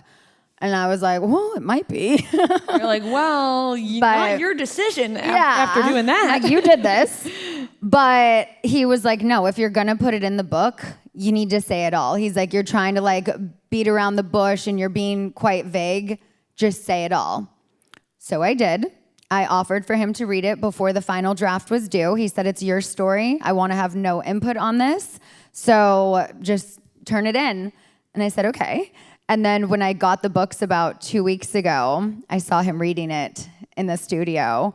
And he was like, oh, wow, you really said it all. Yeah, I'm like, you told me to add more details. Honey, you told me to, so. Yeah. But you're right, because it does create this conversation immediately of, oh, she didn't share it until now and all these things. But imagine if you did put out a full memoir of your life and then later this comes out and you would get absolutely destroyed for leaving it out. Then it's like, then she lets it out. She didn't tell anybody. Exactly. So, you put it in there, you included it. Everybody is hearing about it now because the excerpt went out so they can read that part. How do you feel seeing the public's reaction, or do you try and just avoid? I have not seen it at all. I've been told some highlights of, well, a lot of people are saying this, a lot of people are saying that, address this on your podcast. But I have genuinely stayed out of the comment section. I've not looked at my For You page or whatever it's called on Instagram nowadays, like popular page it used to be. Your reels. Remember when you like made it on the popular page? And that was cool. But Can't relate, but but I also felt like if I opened up about it at the time, everyone's, calling me a hypocrite. Well, you're saying, Ariana wasn't being open or whatever. Had I opened up about it then, I felt like I also would have been destroyed. How dare you take this narrative away from her? You're just trying to get the Ariana sympathy. And, I felt like that moment needed to stay about her. Season 11 really needed to be about her. It was a very difficult season to film because we still had to try and keep the group together because she wouldn't, but rightfully so. Yeah. She didn't owe it to anyone. She respected herself. She held her boundaries. And it was really hard for me to see that at the time because I'm going through a devastating heartbreak and I want to tell my best friend, but I also don't want to trauma dump on her when she is going through so much. But in hindsight, looking back, I wish I too gave her more grace because we were both going through something at the same time. But for me, it wasn't so easy to just walk away. We have a child. I had to think about her, and not opening up about it was not protecting Brock. It was protecting my daughter. And, once it's out, you can't put it back. So I felt like as much as I have signed up to tell 100% of my life, tell my story on this show, I don't owe it to anyone to tell it on their timeline. It's on mine. And season 11 was not the time or place. I don't think our marriage would have survived it. I needed more time to process, to figure out, am I strong enough to forgive him? Am I strong enough to walk away? What am I gonna do? And I needed more time than 10 weeks of filming season 11 to figure that out. Absolutely. Yeah. I want to ask maybe a hard question that is sort of a conversation I've seen online about you revealing this. And people noticed that Brock seemed maybe easy to forgive Sandoval, and then you guys were a little bit more easy to forgive Sandoval in season 11. Did part of that stem from what you were going through? I think all of it stemmed from that. I felt like, how can I try and forgive my husband, but not try and forgive my best guy friend of 15 years who didn't do it to me, but he did it to my other best friend? And it was just, again, a mind fuck. I was like, I don't know how to release one without releasing both. And I don't think I went about it the right way. If I could go back, there are things I would do differently. And the main thing with Sandoval, it wasn't the affair that was the biggest thing. That was a horrible thing he did.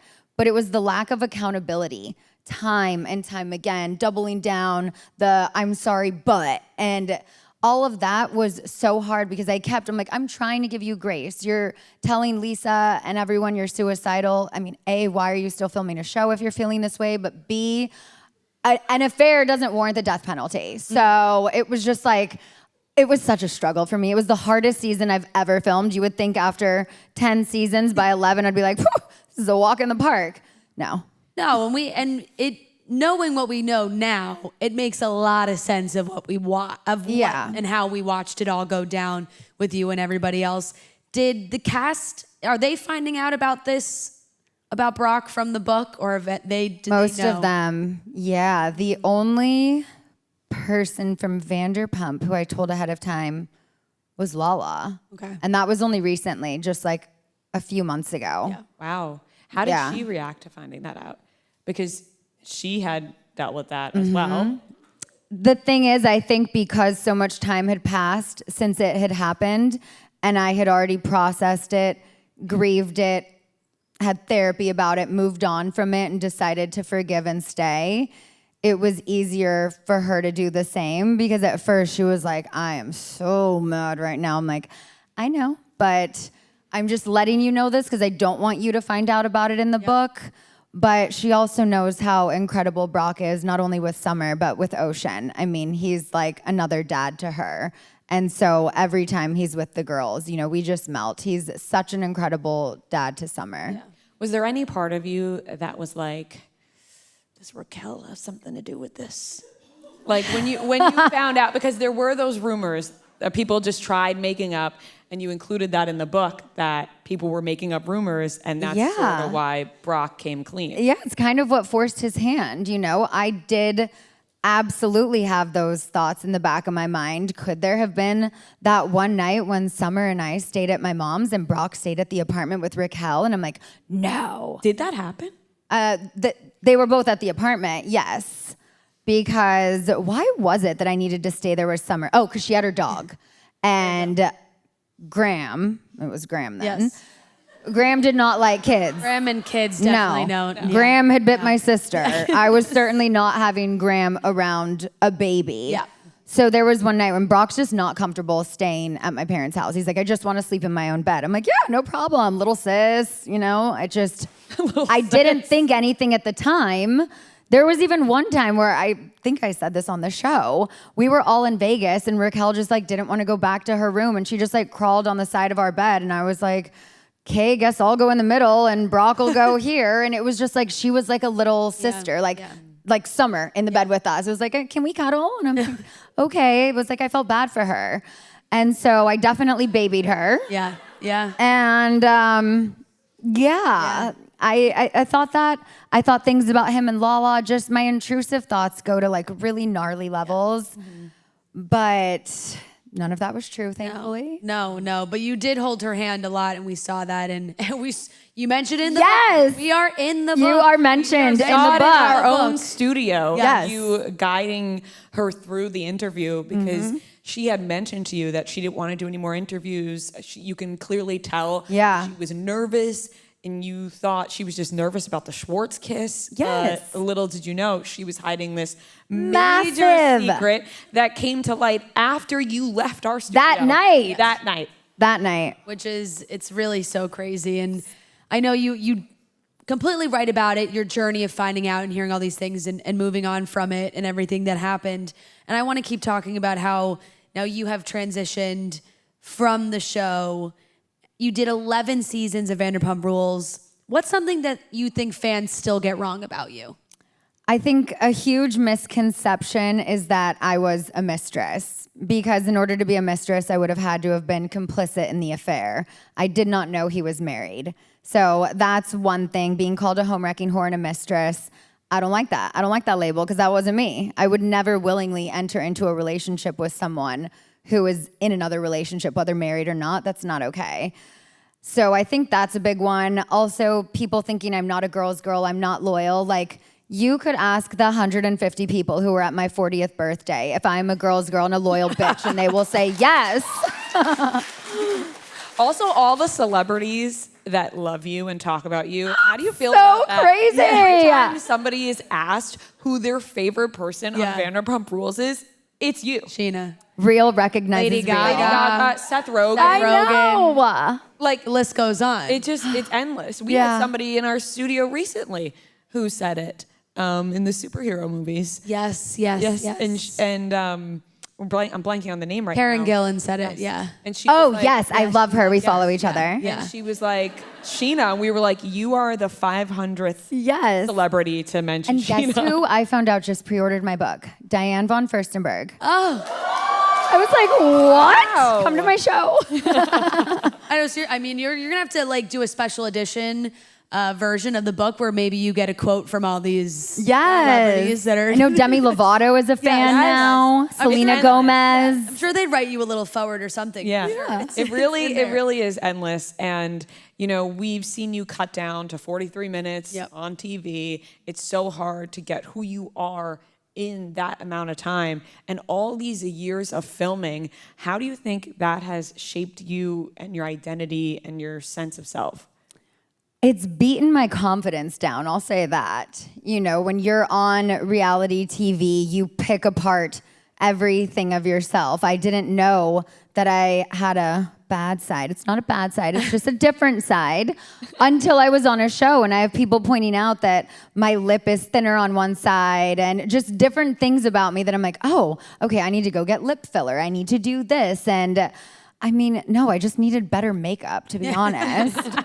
I am a fan of the lip flip, though. I don't do any filler anymore, but a lip flip is one thing. There you go. We all go through phases, though. Yeah, totally. And it was the back time. At pictures on themselves. They're like, no, that was the time. Statement necklaces and all of that. But I mean, overall, I think it has made me, I've always been a very empathetic person, but I think it's made me a stronger and even more empathetic person. And that's why every time someone new would come on the show, like I wanted to welcome them in, but then I'm also trying to appease Stassi, Kristen, and Katie. And they're like, we don't like Lala. I'm like, but I like Lala. But okay, yeah, I don't like Lala. And that's not me. So being someone who stands up for herself, I've gotten better at that. I think even since the show, I'm now 40 and I'm not taking anyone's shit. And trying to appease your cast members while also trying to appease Lisa Vanderpump. Oh God, it's impossible. This was one of what I found extremely interesting reading the book because it's almost like a taboo. Nobody talks about their real relationship with Lisa and what's going on and maybe what Lisa's involvement was like with the Vanderpump cast members as far as what do we want the story to look like. And you detail a little bit more of like, maybe she wasn't telling you exactly what to do, but there was hints towards maybe if you wanted to do this or Well, I can't tell you what to say, darling, but if it were me, and I'm like, okay, so that's what you want me to say, right? I can't say that, but I'm just saying. I'm like, okay, so I'll tweet that. I'll say that on camera. Like it was just, I felt like I was being coached in not a manipulative way at the time. Like I genuinely thought, I'm teacher's pet, I'm her favorite, and she's just trying to help me, you know, be a better reality TV star. This was a new lane for me. I filmed 2 episodes of The Hills, and that was completely scripted. Yeah. So this show was not scripted, and I took those calls very seriously. I've always been a people pleaser. If my boss or producer, whoever asks me to do something, I would always do it. Now I stand my ground a little more, just a little. What's your relationship? What's your relationship now like with Lisa? I haven't been close with her in years, to be honest. I mean, the last I saw, she was on Watch What Happens Live saying I'm just one of 700 employees. And of course, I had to write about her in my book because I have nothing else to say. It's just, it really makes you shake your head a little bit. No, I know. Oh, why? Well, because it's like the small, sometimes she just turns and you're like, whoa. It takes it to the absolute extreme. And I feel like as you got older through the show, things started to click a little bit more with maybe what Lisa was doing on having you on the show in the first place, right? Well, yeah, I just found that out like 6-7 months ago that she did know the whole time about Eddie, which I'm like, how could you not? I worked at Villa Blanca for 2.5 years before the show. I remember vividly the kitchen staff passing around like an Us Weekly magazine that had photos of me and Eddie in it. Everyone at Villa Blanca knew. Her daughter knew. But she didn't. It was just a coincidence that I got asked to work the same party Brandy was at right before they wanted to shoot a pilot for Vanderpump Rules. How crazy. And I'm like, wow, LA is so small. What was that like leading right into, Beverly Hills? I remember it, going Beverly Hills right into Vanderpump, all the things about you. Were you excited at the time? Because you were like, No, I was terrified. I'm getting my own show. No, it was really scary because other than Tom, I didn't have any friends going into the show. None of the girls were my friends. They did not want me on their show. And I realized that, okay, I'm going to be the outsider, but also when you were watching Beverly Hills Live, back when we all watched live TV, and it went into the most seamless transition in like reality TV history.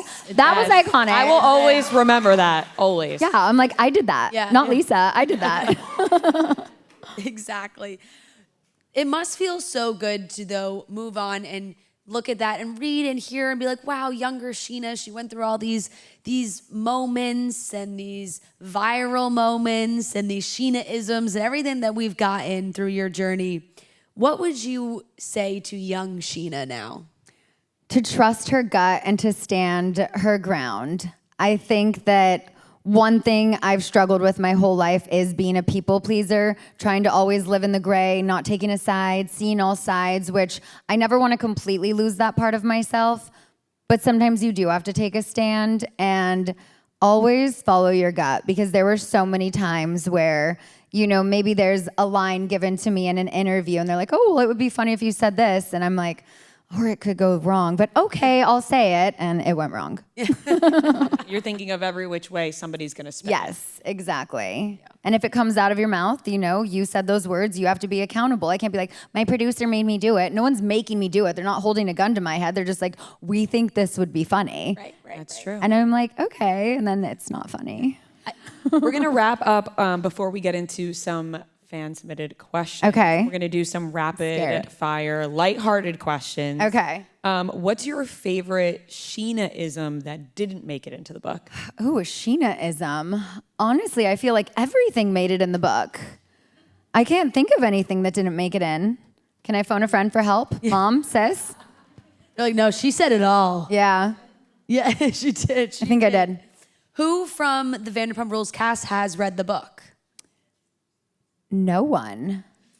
I sent them all books. I just talked to Kristen before I got here, and she said that hers still hadn't arrived yet. Okay. So I feel like she'll... And then Allie last night was like, where's my book? I'm like, well, if you ordered it on Amazon tomorrow, but the one I'm sending you, it should be there. So... No, Janet was the only person I gave a copy to a few weeks ago. I wanted to get some input on it from a close friend, but also someone who knows me really well, but could have different opinions of, I wish you talked more about this, or I wish, this and that. So she and my cousin Kelly are the only people who really read it before, I think, this week. Wow. Us too. Yeah. Is there anybody you asked before putting anything in besides Brock? I did have a sit down with Shay about, 7 months ago. I know, right? Wow. I'm like, if those Casa Vega employees watched Vanderpump Rules ever, they were like, oh shit. But I felt like I at least owed him an in-person conversation to let him know I was writing a book and there's going to be a lot in the book. Asked him if there was anything he was worried about being in it, because I did still have some time to tweak some things. And he said, and I quote, I don't give a fuck. It's your book. It's your story. And then I said, do you want me to give you a copy before it comes out? And he said, hell yeah, sign that shit. Yeah. Please sign it. That's a great place to wrap it up. Scheana, thank you so much. Thank you all for coming. You obviously have your copies. We're talking about My Good Side. We're loving it. Tell your friends. Make sure everybody gets a copy. Yes. Order it on Amazon. Yes. Spread the good word. Yes. Scheana, thank you so much. Thank you so much. Thank you, guys.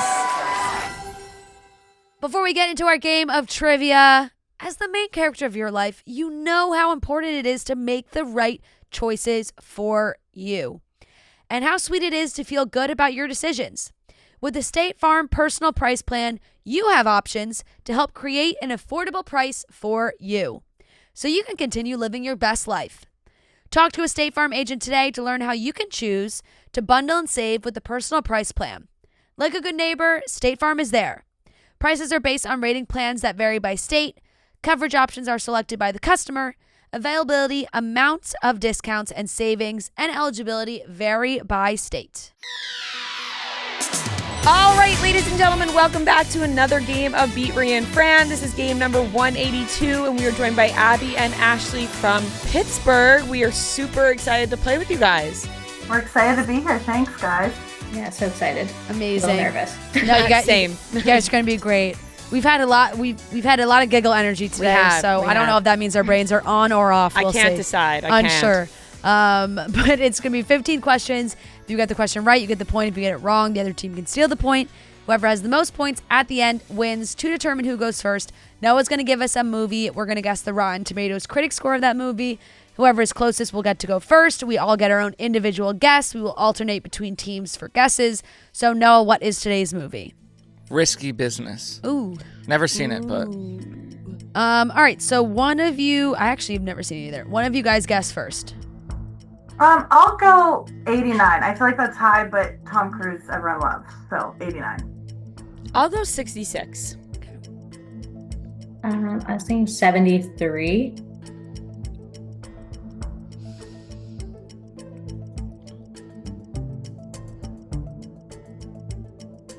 Take your time. Yeah, I'm really thinking. Well, everyone's guesses were so close together. Like, Yeah. on the higher scale, but I don't think it's low. 78. 89 is the closest. It's 93. Wow. I swear. Yeah. Is that like a funny movie or is it a serious movie? I'm not sure. I'm not quite sure. Based on the either. description, I've it seemed only more like funny, but. I think it's funny, and I only seen it like when I was way younger. I mean, Very popular. He's dancing in his underwear, Yeah. so. Yeah. Very popular Halloween costume. Yes. Okay, question number 1 to Abbie and Ashley. Shout out Gage from Maine. In the movie Easy A, who plays the guidance counselor? What actress?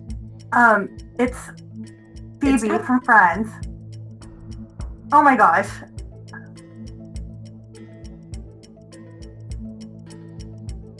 You I totally cannot remember her name. I know I can picture it in my head. I can't believe I'm blanking on her name. 5 seconds. Once they say Time it, is it will up. all come back to me. Okay, Ria and Fran. Lisa Kudrow. Mm-hmm. Correct. All right. I'll be honest, I was spacing for a second there, too. If they didn't say Phoebe from Friends, would you have Yes. remembered? I would have also said Phoebe from from Friends.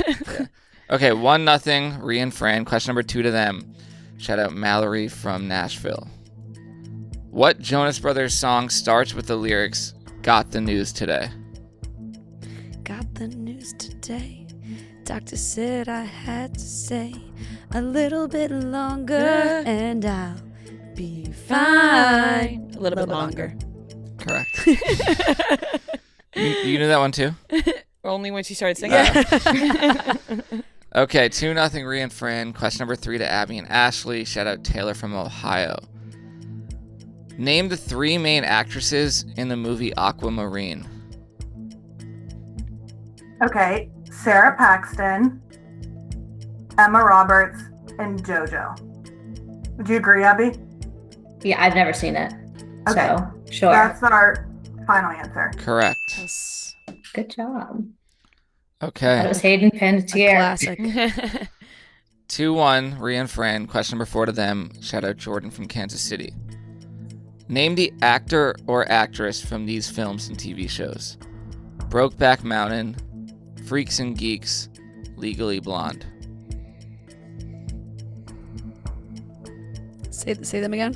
Brokeback Mountain, Freaks and Geeks, Legally Blonde. One person? Actor or actress. Luke Wilson. 15 seconds. Is he in Freaks and Geeks? I don't recall that, but he or is could it an be. actress? Oh no, it's oh no, it's not. 5 seconds. It's not Cardellini. No. Go with Luke Time is Luke up. Wilson. Luke Wilson. Incorrect. To Abby and Ashley. I have no idea, but could Linda Carlini be right? Let's go for it. Okay, that's I think our best guess. I haven't seen most of those movies. Okay, Linda Carlini, final answer. Correct. Fuck! Darn it. Ah, we should have went with that. Yeah. Ugh. Yep. I'll blame that on We me. said it. I feel better about Lisa Kudrow now. Okay, tied up at 2. Question number 5 to Abby and Ashley. Shout out Jordan from Kansas City again. Which actor made a cameo in the movie Ferris Bueller's Day Off in the police station scene? It's been so long since I saw this movie. That's an old movie, like, should we say like Jim Belushi? I don't know who that is, but sure. Do you have a better guess? I have no idea. No, 15 go for it. seconds. Okay, Jim Belushi. Incorrect to Ria Fran. I have no clue. I have no idea. I'm not a big Ferris Bueller's gal. You've never even seen The Breakfast Club. That was a really cool. That was What's more- That was a fantastic scoff. What's more iconic, Ferris Bueller's Day Off or Breakfast Club? I mean, they're neck and neck. Yeah, they They're really are. It's personal preference, I would say, on that one. They're pretty iconic in their own right. I agree. I don't. I don't have an I answer. pass. I got nothing. Charlie Sheen. Makes sense. Remember that? Emilio Estevez. And she had the sister had a, Mm-hmm. they were like flirting in the police station. I said Emilio Estevez as if he's in Ferris Bueller. He's not. He's in The Breakfast Club. I was like, I don't know who that is. I just because I was already thinking of. Well, you don't know who Emilio Estevez is? Maybe if I saw him. You would if You you would saw him. because and it's also Charlie Sheen's brother. But where's the last name come from? The parents. Emilio Yeah. Emilio Yeah, Estevez, I Mighty think- Ducks. Yes. They're okay. They look alike. Okay, I'm confused by the names, but Charlie Sheen. that's not his real name. I don't think Sheen is his last Is not name. his real I think he name. changed it. Oh damn. He was born Carlos. Wait, Emilio Estevez. Estevez was married to Paula Abdul. Wow. I don't think I knew that. Okay. Yeah, He changed and- his name to Charlie Sheen. and because his Martin Sheen That I knew Martin Sheen was the dad. and Janet Sheen. So then Emilio Estevez and then Charlie Yeah. Sheen went with Sheen. Yeah. What a family. Okay, tied up at 2. Question number 6, and this is to Ria and Fran. Shout out Sarah. You from, didn't know who Emilio Estevez was, and you didn't know Ozzy Osbourne was the lead singer of Black Sabbath. Wild. All right, sorry, moving on. I didn't know he sang the song Changes, by the way. I only knew that from the Eminem song, and I was like, wait, this is Ozzy. Like, I learned so much this week. Wild. I learned that a lot of people love Ozzy Osbourne. I didn't really know that. Okay. Sorry. Question number 6 to Ria and Fran. Shout out Sarah from Louisville, Kentucky. It's tied at 2. What was the lead single off of Harry Styles' album Fine Line? Okay, so it's either Watermelon Sugar or Adore You. Adore you.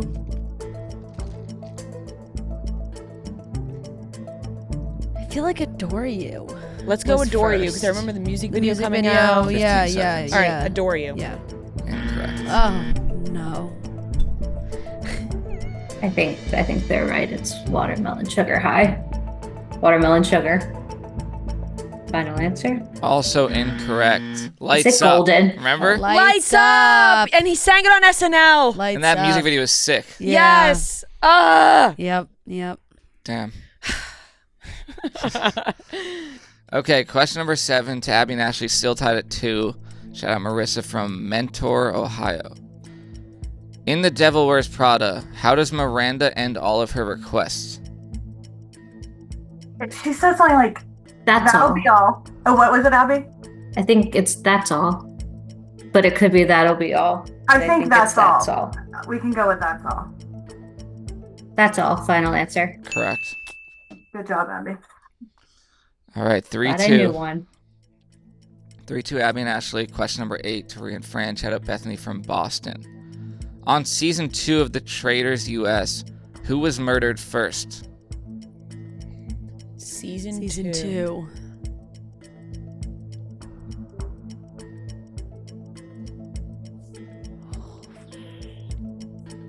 Bananas.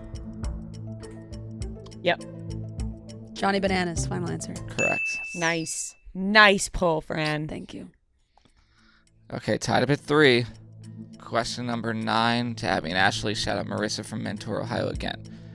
In Veep, what fake excuse does Mike always use to avoid having to stay late for things?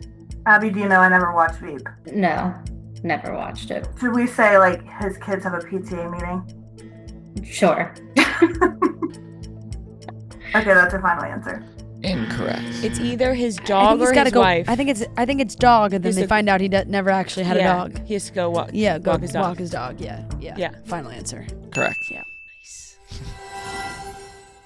This episode is brought to you by McDonald's. Right here in front of me, I have a bacon, egg, and cheese McGriddles. Oh my gosh, it looks so delicious. I got 2 hash browns because one is just never enough for me. We also got a sausage McMuffin with egg. Honestly, the options are endless with McDonald's breakfast, and that's why you gotta wake up in time for it. Today, I was lucky enough to wake up in time for McDonald's breakfast, to hit it before the buzzer so that I can enjoy this beautiful, delicious breakfast. My favorite combination, honestly, is the McGriddles with the syrupy bun. Put the hash brown inside. There is really nothing better. Get a little high C to go with it. Ugh, it's amazing. So what time is it? It is breakfast time, and it's time you wake up for McDonald's breakfast. Okay, 4-3. Ria and Fran. And this is question number 10 to them. I'm going to play a movie clip, and you tell me what movie it's from. We ran into each other. Came to my class. I had no idea this was your class. You called to ask me if this was my class. No, you never called back. It's because you told me not to call you if it was my class, which it was. We just ran into each other. Okay. We're just 2 innocent folks who happen to be working out near each other. Exactly. He's just not that into you. Right? When she goes, it's Bradley Cooper cheats with Scarlett Johansson. Yep. Yeah. He's just not that into you. Final answer. Correct. Nice. 5-3. Ria and Fran. Question number 11 to Abby and Ashley. Shout out Evelyn from Arizona. In Friends, Phoebe dates a cop named Gary. What ends their relationship? Ash, this is you. Oh my gosh.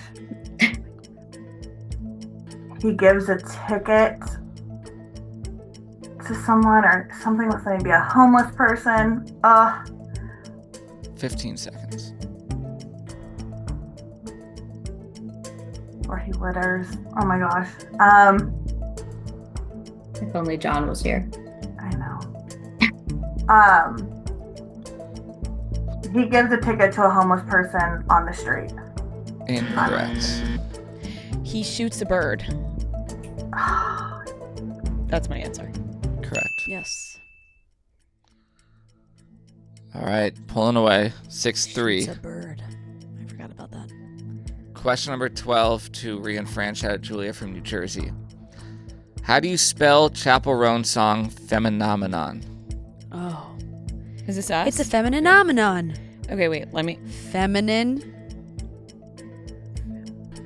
Phenomenon. So Would you like the place of origin?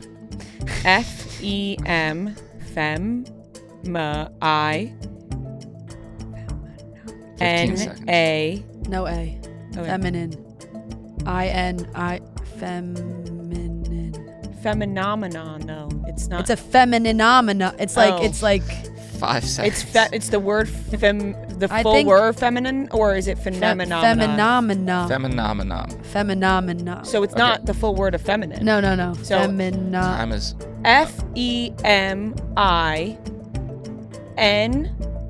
Oh. M. N-A-M-A. okay. N-O-M. Incorrect. I mean, there's no A in Whatever. it. Yeah. Okay. To Abby Dash. Sorry. I can envision the word. There's a lot of O's and a lot I of just I's. wasn't sure if it was the full word feminine. Yeah. And then Abby, do you have any idea? And could it be like PH? That's what I was thinking. Want to try it? Go ahead. You go ahead. Okay. P-H-E-O or P-H-E-N-O-M-E-N-O-N-A. I think you said Times. Yeah.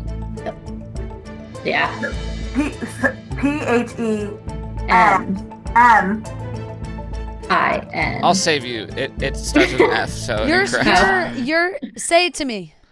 F-E-M. No. The way you were saying it, say it. Phenomenon. Yeah, it's that he's saying it wrong to us. I don't think I am. You are. It's the way I'm Phenomenon. saying it. It's femininomenon. But that's not how she says it. Yeah, that's how she sings it. Phenomenon. It's a femininomenon. Yeah, Oh, really? femininomenon. You kept saying Phenomenon. phenomenon. You're so saying you got rid of an IN in there. Wait, feminine. Oh, wait, feminine. Feminine, Oh, yes. you're Nomenon. right. Yes. Phenomenon. Like the way you're saying. No. Femininomenon.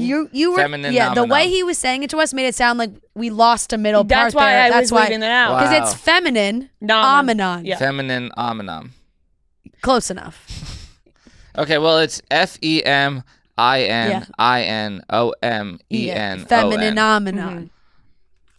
Got That it. was a tough one. That's why for everyone. when he was saying it back to us, I was like, I think he's saying it Yeah, wrong. that- But now it's making me think that the spelling is different. I know. I got all freaked up there.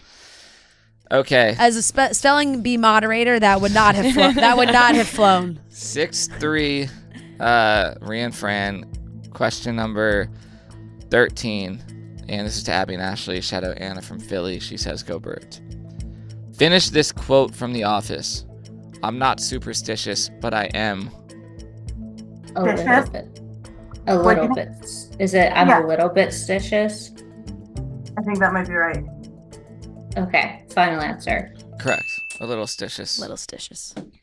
Good job, Abby. Okay, 6-4. Technically, they could send it to overtime if they play the cards right. Question number 14 to Ria and We'll Fran. just forget you absolutely flubbering that last question. But, yeah. I don't think you would have That's gotten okay. it. It was either hard way. all You around. were putting A's in there. Yeah, it was I hard knew all there was around. no way. I would have changed it. Sorry. Moving on. Okay, shout out Gage from Maine. Before they started on the Hills, Brody Jenner and Spencer Pratt had a 6-episode season of what show?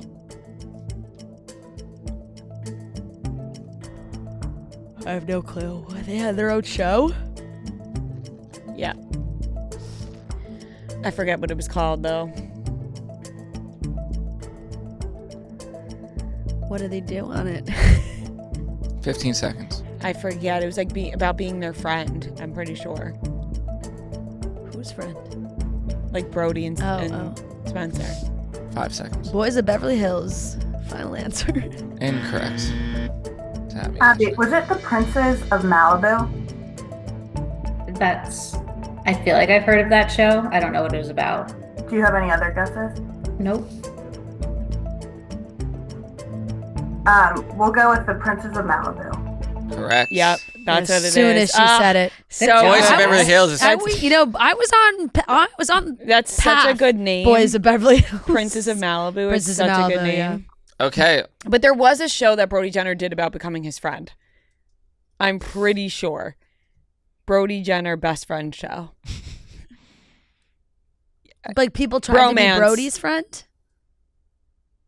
Yes, it was called Bromance. Was it like a guys compete in a series. Oh, it's a competition show. to be like Imagine- to be a part of Brody Jenner's That's an entourage. insane Wow. show. Who is signing up for that? Back people in the, did. Back in the day. I mean, I would Yeah. imagine people wanted to be Brody Jenner's friend. Yeah, for sure. Okay, 6-5, Ria and Fran. Final question to Abby and Ashley. If they get this right, it goes to overtime. Shout out Allison from Sheboygan, Wisconsin. Gracie Abrams is featured on what Noah Khan song? It's everywhere all at once. Oh, that sounds good to me. I don't know. I'm just thinking. That's what comes to my head. I don't think it's right, 15 but seconds. I think we can go with it. okay, everywhere all at once. Incorrect. It is something with everywhere. Everywhere. What about just everywhere? Everything, everywhere. Everything everywhere. Yeah, I don't know. I feel like there was 2 words. There's a comma, maybe. 15 seconds. Everything everywhere. Yeah, final answer. You had it backwards. Everywhere, everything. Oh, shit. So close. Dang it. Wow. So close. We were all, we were all on the right track in some way. Final score 6-5, Ria and Fran. Close game, guys. That was so Yeah, close. That was we a did great better game. than we thought we would. Always, got to get a few on the board and you feel good. Oh, yeah. I mean, that was a great overtime, game. Yeah. That was great. Thank you guys so much for playing. It was so nice meeting you guys. And thank you guys for coming to our shows. Yeah. It was so we really fun. appreciate Thank you so much. it. Thank you. Thanks, guys. And we'll if you send Noah your address and size, we'll get some merch sent to you guys. Great. Thank you. Thank Thanks, you. guys. Bye. Thanks, guys. Bye. That wraps up today's episode of Chicks in the Office. Thank you so much for watching and listening to the best show on earth. We love you guys. We hope you have an amazing weekend, and we'll talk to you on Monday. Yeah, Chicks in the Office. Long-time listener, first-time caller. Look at the charts, who does it the best? 2 chicks getting paid in reality checks. You can find them at the gym.